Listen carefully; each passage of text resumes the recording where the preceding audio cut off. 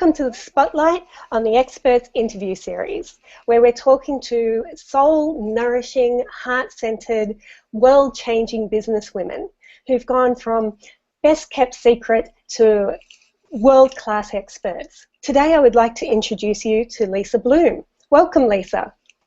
Thank you. It's good to be here. Great. Hey, I've been looking through your history and your story of your life, and you have such an interesting life, Lisa. I've seen that you grew up in Ireland, you've moved to Jerusalem and Tel Aviv, you've traveled extensively, you've worked in a variety of different fields. I was seeing you've worked from a stable girl through to USAID and volunteering in a rape crisis centre. Your education includes an MBA, and also you're accredited by the International Coaching Association, which is actually where we have come in contact with each other through the International Coaching Association, because we met in the virtual halls at the same time. And you're now married with 4 gorgeous boys, and it sounds like you've got a plethora of experiences to be able to have inspiration for your storytelling. So can you tell us how these experiences before have led to where you are with your business today? Oh, that's a great question. You know, I think when you live a full life and you notice all the shifts and changes that happen, you begin to just accumulate great stories. But I think that stories happen in every moment, and it was a kind of a finding myself when I found storytelling. You know, I walked into a room, a performance, saw the people on stage, and realized, oh my goodness, this is what I've been doing my whole life. I just didn't know what it was called. Right. I think oftentimes we have experiences like that where we are, you know, something strikes us as coming home without necessarily realizing that it's what we've always been. Yeah. So for me, it was just realizing, yes, I've been telling stories my whole life, and now I really need to do it in a more intentional way, and that's when I began to create a business around it. Wow. Okay.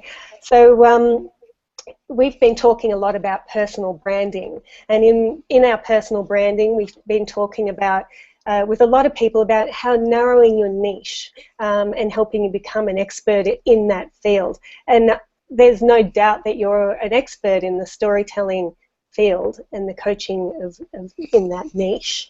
So I was wondering, how did you end up actually like making the coaching and the storytelling combined together and really becoming the expert?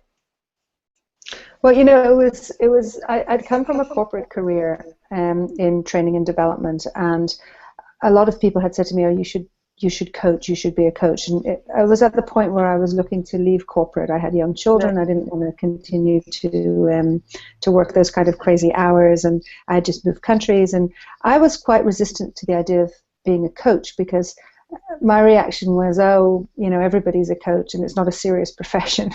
Right. And I'm kind of flippant about it. But then I realized, of course, that, you know, coaching is actually a very serious profession if you take it seriously. But what happened was I began to study, I kind of retrained as a coach, and at that time happened to fall upon this whole storytelling as the thing that I'd been doing forever, and began to pursue studies in that as well. And that's when I realized that there was so much about storytelling that was relevant to coaching and vice versa. Right. And I just thought to myself, my goodness, if I combined the two, it would be really, really interesting. And that's when I actually created something that didn't really exist. I mean, there are a few people around the world who do something like it, and now more so, especially now that I train in story coaching. But basically, I realized that there was a way to coach to an even more deep level and an even more profound type of awareness through coaching when you use storytelling as your model. So and you say, you know, I think that being clear about your niche, I don't quite like the word niche so much as just being really clear about what you offer and what transformation you're supporting in people.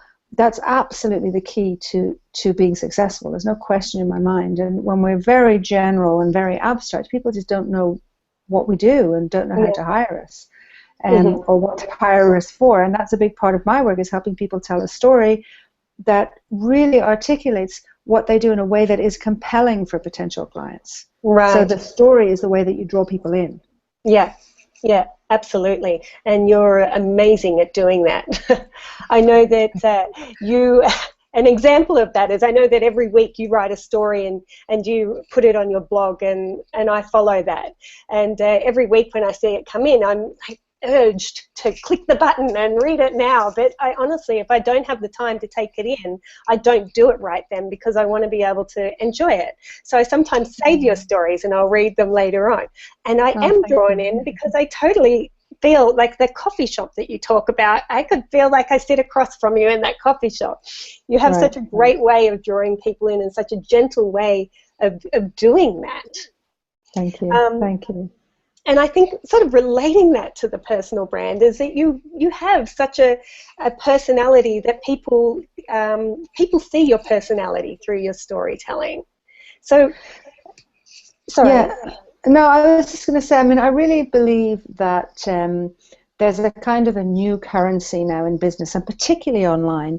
And people talk about it. They talk about this idea of authenticity. And, you know, it's very brandied, that word. So, you know, what does that mean? And I think that authenticity is really about showing up and being real. Yeah. And not putting on a front and just being the real person. And that's really, if I look at what I've been trying to do over the years that I've been in this business of story coaching, it's really about being able to help people show up with their internal stories and their external stories aligned, and the result of that is simply authentic. It's authenticity, and we can tell authenticity a mile away. When somebody is being authentic, we sense it, we feel it in every bone of our body, and that's what we're drawn to because it feels real. And especially in this world where, you know, we're connecting through technology, we've never met in person yet, and yet you can still create a relationship as long as there is something that's real in terms of the way people communicate.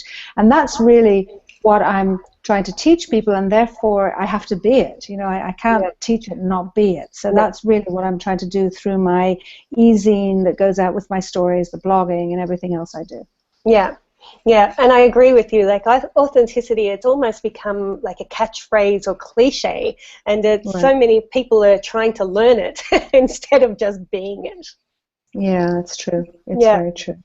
Yeah, so as we were saying, you have the personality that people can see and get to know you and learn about you, and really that is what your personal brand is.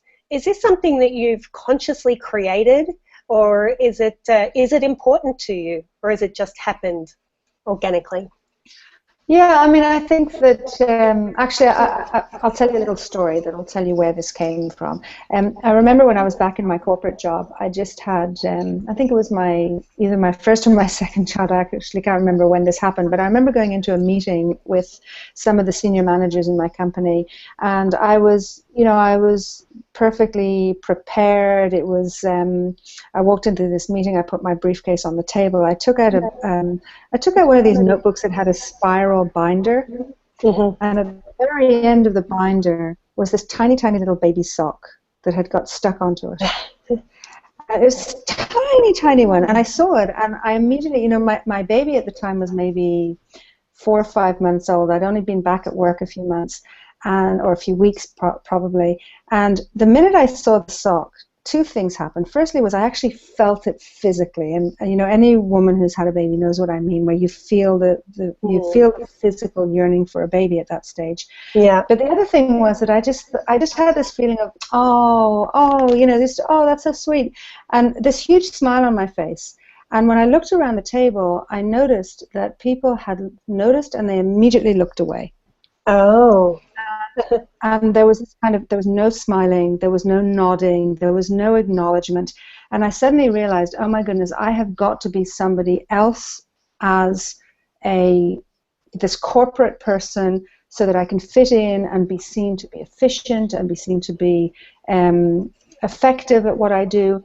And yet at the same time, so much of who I was at that time was being a mother. And there was no place for it in the workplace. And I remember that's probably the point where the seed of, I don't want to be split in half. I don't want to have to show up as one thing when I'm something else. I don't want to feel like I can't be a whole person. Yeah. And so when I left corporate and I looked at, well, what am I going to do now? And what can I do that is, you know, it was clear to me that what I needed to do had to be a true reflection of me and everything that is, with the messiness, with the motherhood, with the creativity, with the ambition, with the business side, with the, with everything basically. Yeah. And so it wasn't a conscious decision, yes, I need to be authentic and therefore I have to create this brand or that brand. It was more like, I just want to do something that feels whole and feels real.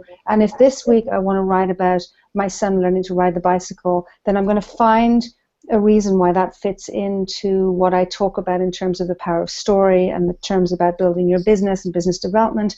And I'm going to make those moments that are real in my life relevant to other people and inspiring to other people so that they can find a way to show up with their stories and to show up in their business.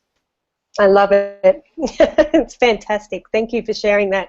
It makes, that's a perfect example of how it makes it so real.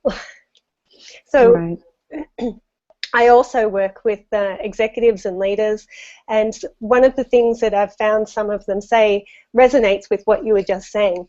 And when we're talking about using a story or showing their real self in a speech or something that may be 5 people or it may be 1,000 people, sometimes there's resistance. And I'm guessing that sometimes it's because they have to be a little bit vulnerable and show a true side of themselves that maybe they don't think belongs in the corporate world. So do you come across this? I know you work with a lot of big organizations around the world. Yeah, absolutely. I think people are scared of vulnerability in the workplace. They're scared of an old style, very formal and very kind of emotionless and structured environment that doesn't make space for any type of vulnerability. And yes, that was the way I think that organizations and some organizations still run. Yeah. But when I talked about the currency of authenticity, it's not just in coaching, it's in business as well, and it's in corporate as well. And it's a slow shift that's happening. And what I'm seeing with leadership is that when I coach people on their stage presence and how to tell a story so that they can connect with the audience, it's all about their leadership presence. And if they can't be fully present to their teams and to their organization, then they're never going to be able to deliver a very effective talk. And they're also not going to be as effective as they could be in their leadership. Yeah. So telling stories is and in fact I work with leaders around the stories that they need to master in order to have leadership presence. So it demystifies this whole concept of, the leader walks in the room and everybody feels it. To something that's very tangible about the stories, the story they tell about me, the story I tell about me, the story I tell them, and so on. So there's a whole model around that. But what's most important here is this daring to take a step, to be authentic, to be a little bit vulnerable if necessary, and to connect sincerely and in a real way and deeply with the people that you work with, whether they're your clients, whether they're your team, whether it's your manager. And that makes a huge difference in terms of people's loyalty, in terms of the trust that's built in an organization's environment. And it completely shapes the culture and can have a huge shift when that is allowed, when that is made, when the space is made for that. So that's really the work I do and encourage in organizations. Yeah, great. Yeah, leadership isn't something that gets turned on when you go to work. It really, a true strong leader, I believe, is they're showing who they are. And that's, whether they're a person who's driven at work, then they should be that person at home as well. It should be just a flow on of the person, of who they are. And also on the other side, which is that if people have major issues in their life, which we all do at some stage, and the one thing that's guaranteed is change and challenge. So if you've got something personal that's going on in your life, or something that's professionally that's going on, you can't keep it away from the rest of your life. Yeah. So if you share what's going on, whether it's sharing what's going on at work with your family or sharing what's going on with your family at work in an appropriate way and in an intentional way, so that it actually helps to connect, not to hang out your dirty laundry and kind of get into some kind of inappropriate and over vulnerable state, but more to just show up, to just be real, to be present, and to deal with the real issues. And when you allow yourself, when you share a story as a leader, you invite a space where other people can share stories. And when you get to know people at that level and connect with them, it goes back to what I said before. It's loyalty, it's trust, and it's an environment that's much, much, much more productive and much more effective. And so do you think it's like what you were saying about, if you want to write about your son riding his bike and working out a way how to bring that into your business, then that's the same with a leader is, okay, if they've got something going on at home, bringing it in, but with a purpose, not just to sit and have a whinge. Well, the typical situation when leaders try to inspire their people is they take out the numbers and they take out the technology and they try and, wow them with profits and wow them with all kinds of statistics. And the truth is nobody's turned on by statistics except maybe the odd statistician here and there. It's like we don't really care about the numbers beyond whether it's a plus or a minus. But when they hear something that presents an individual as human, presents them with a real situation or a real dilemma that shows them being just being very open about challenges that they may have had or are having at the moment, and it's in the same way that the leader that learns to say to his team, I really don't know what the answer is, what do you think, is a very powerful leader.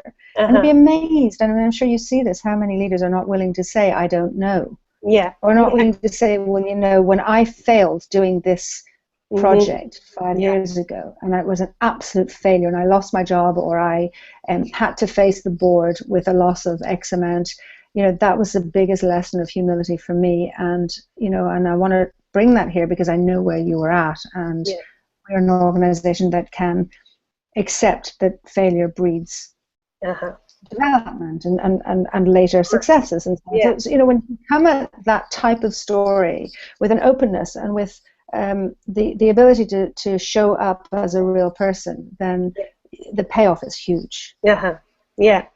And as you were saying, so many stories are about a journey of a difficult time, and a time that some people might not want to relive, or maybe it makes them feel uncomfortable, or they're talking about a time where they weren't being authentic or weren't feeling confident, and it's not necessarily something that everybody wants to relive.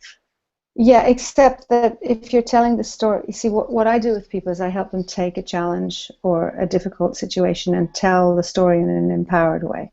So there's a big difference between telling a story and then re-traumatizing yourself or going back to the feeling of disempowerment or failure and really kind of pulling yourself down, and telling a story of challenge, failure, and pain and difficulty, but telling it from a perspective that empowers you. There's a huge difference.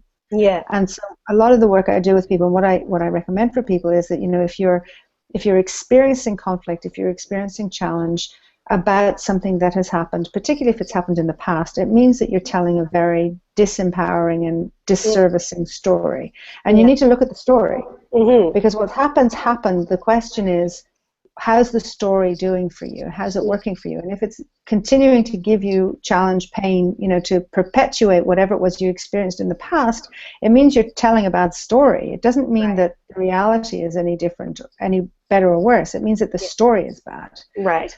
I always say, if you're experiencing conflict, if you're experiencing challenge, chances are there's a nasty little story hiding out there that you are not aware of. And if you can uproot that story and transform it into something more positive, it's not changing the facts, it's not changing the challenge or the pain, but it's looking at it from a new perspective.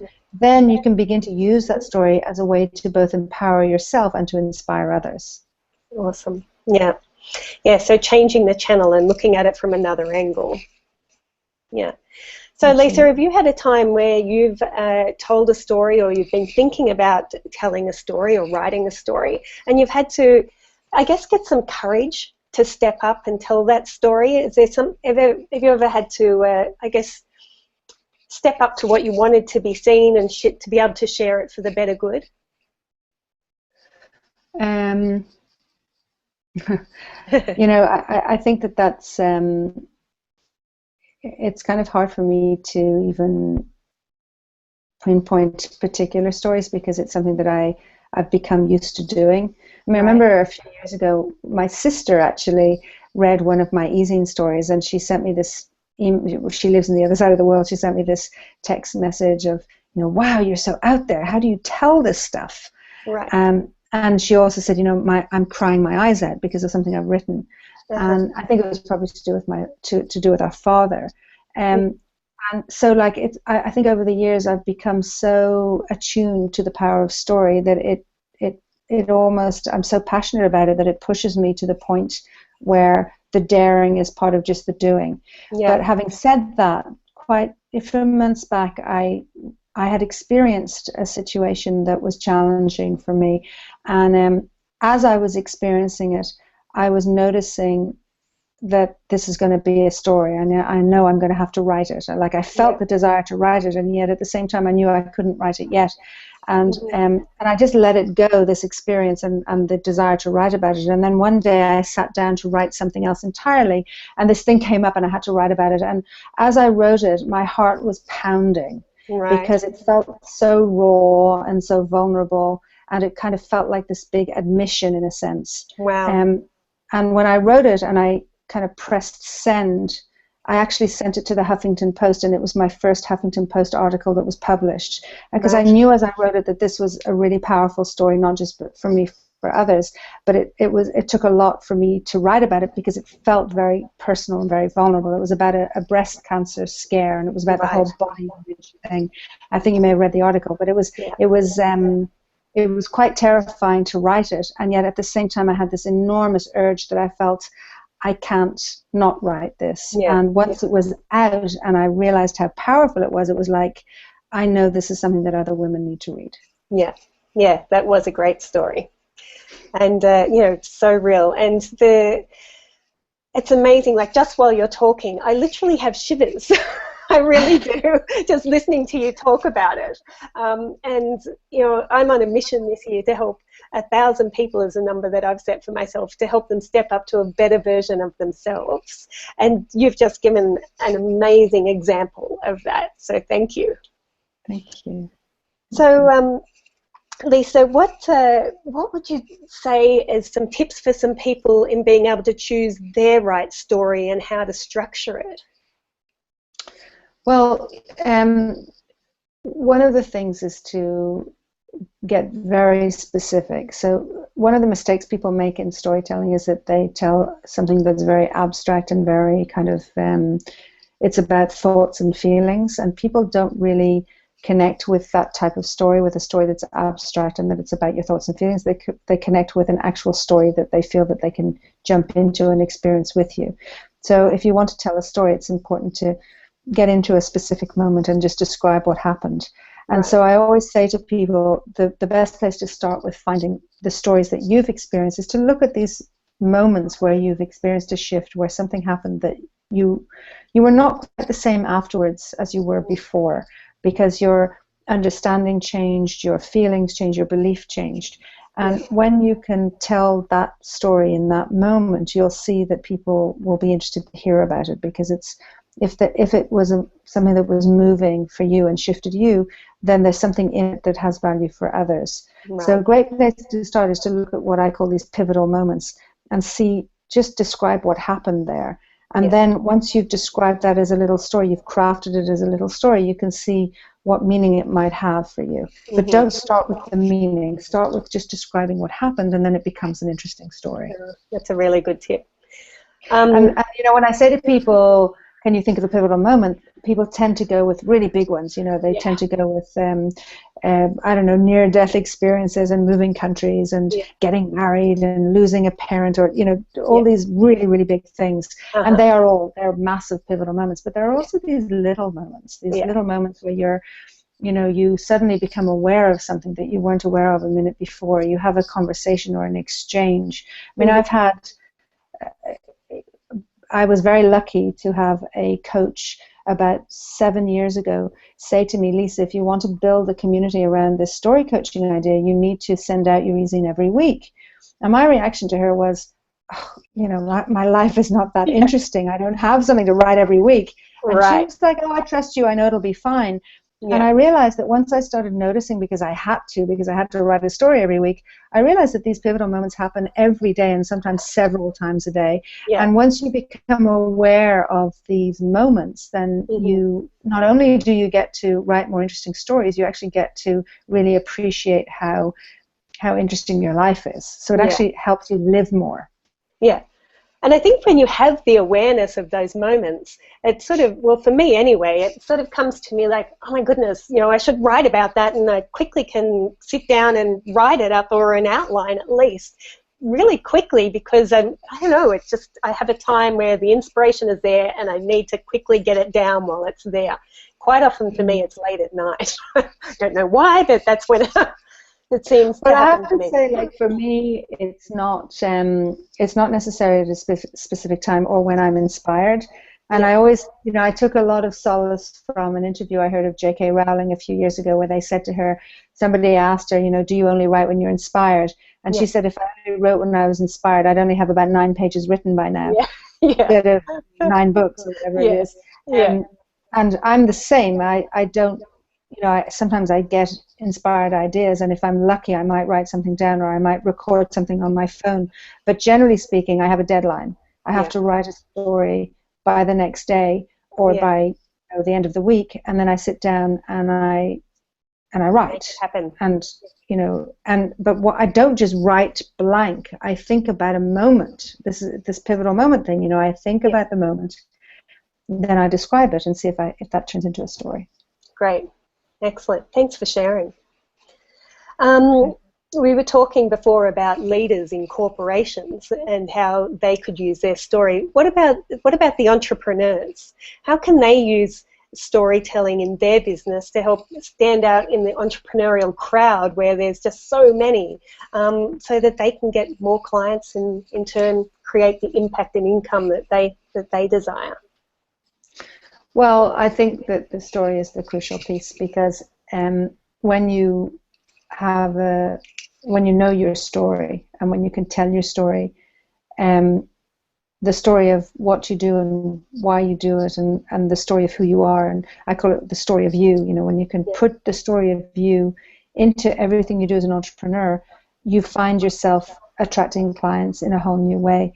And you know, I've seen this happen to me. I've seen it happen to my clients, where they have, you know, I often get people who've been through fabulous marketing programs with great marketers, and they've learned all the tactics, and yet they still feel like something's missing, because then they have a beautiful website, or they have all this marketing copy, and it doesn't feel like it's them. It feels like it belongs to somebody else. Right. And so the cornerstone, the absolute piece you need if you want to do any of this work, is to know your story, because it's only when you apply your story to all the marketing pieces that you're actually going to make it work, and you're going to feel like, yes, this really is truly me, and it represents me. And that's when people feel it and they connect with you.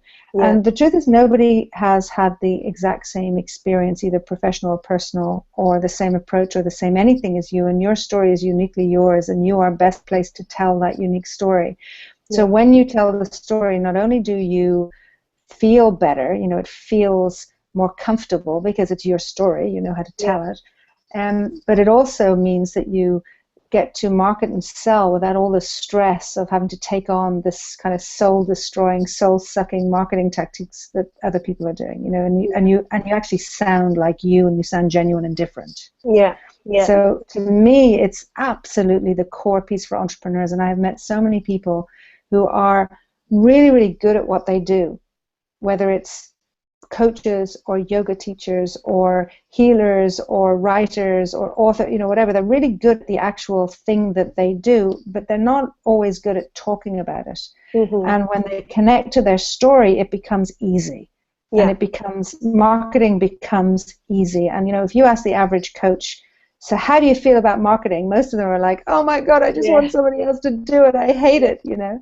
So the story piece is core to being able to market and sell with ease, and it actually becomes really fun because it just gets to be about you and your story, and everybody likes to talk about their story. Good. Okay, so I was talking to you before about how long you've been doing this for, and you were telling me about 8 or 9 years now. So I have no doubt that that's been quite a journey for you in creating this and growing with it. But I wanted to know, like, not so much about your business, but more about you. What is your proudest moment while you've been growing this?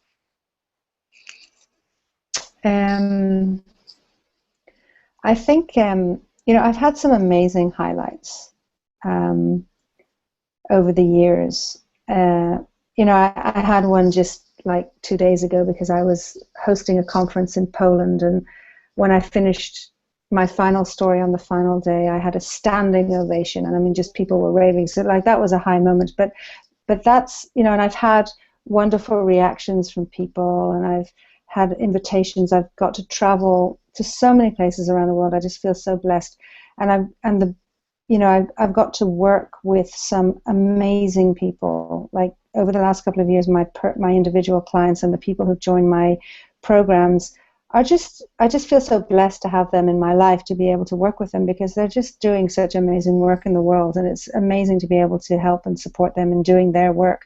Yeah.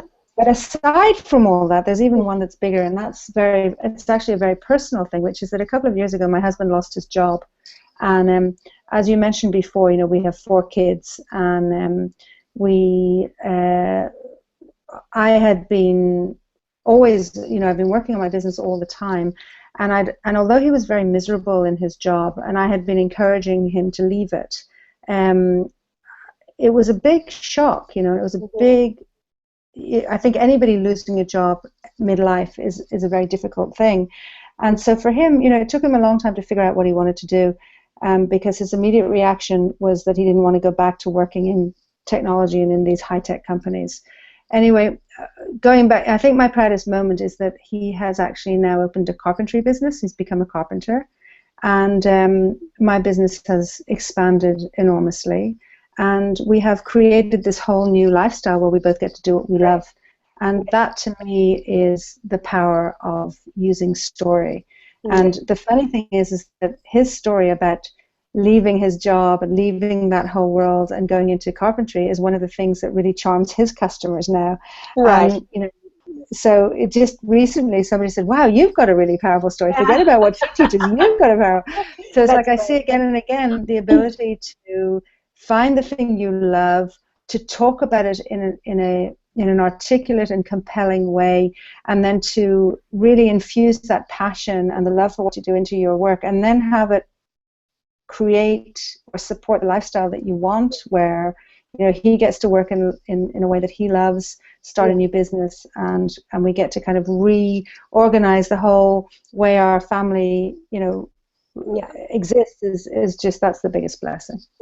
Yeah, that's beautiful. I love that it's you've really created what you want, and probably 20 years ago that was a different thing, and it's fell into place for what's perfect for you right now. Yeah, and it's also about, I think in a way, I remember as a little child growing up in Ireland, there was this expression, you can't have your cake and eat it.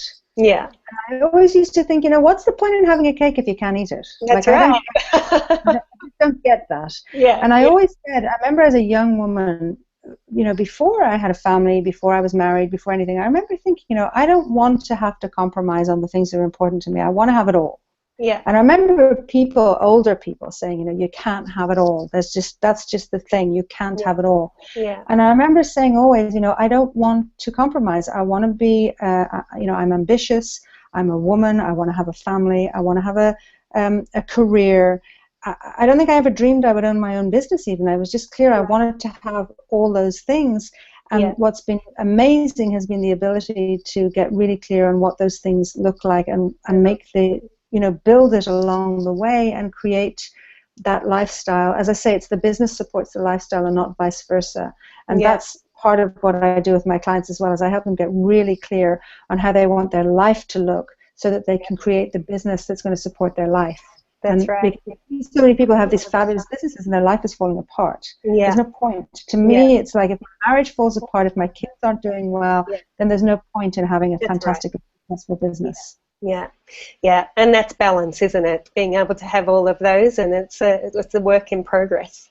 Yeah, and it's constantly, there's always new challenges, and there's things, as I said before, the only thing that's guaranteed is change and challenge. They show up, but the ability to be resilient and to constantly reconnect to you, to your story, and to be able to adjust and continue is, that's what it's all about, really. Yeah. Lisa, thank you very much for your time today. Before we did our interview, and even when I was preparing this series, I was thinking, what did I want to create? And one of the things that I wanted to create was a very real and authentic experience that people can hopefully be inspired and learn from and get tips and ideas that they can use in their own life. And I want to thank you for being able to help me create that today. And I want to thank you for writing your stories, because they not only inspire me, I'm sure they inspire many people across the world. Your work really is world-changing. It's a very positive influence. Thank you. Thanks. Lisa, I know that I love what you're doing in this series. I think it's fantastic. And these are the kinds of conversations that people need to hear, I think. Yeah, great. Thank you. Lisa, we've spoken about offering a gift to our audience today, and I was wondering if you would share what you're going to be offering. Sure. I wanted to offer, I have an ebook called Using Stories to Get Great Clients, and it's an overview of how you can do that. But in addition to that, I wanted to offer the opportunity for people to connect with me for a consultation, just to see where their story is at, to see how we can look at the stories that they're telling or perhaps not telling yet that would help them develop their business or their life in a way that helps them feel more empowered. So you can access that gift. I think the link is going to be there, but it's at story-coach.com/gift. Pretty simple. And I'd love for people to connect with me so that we can see what's going on with their story. Great. And what an amazing opportunity to be able to work one-on-one with you. Thank you. It's a pleasure. And thank you to our audience as well for joining us today and taking the time to listen. And I hope that this has been an inspiring interview for you to be able to listen to and learn from as well. So thank you.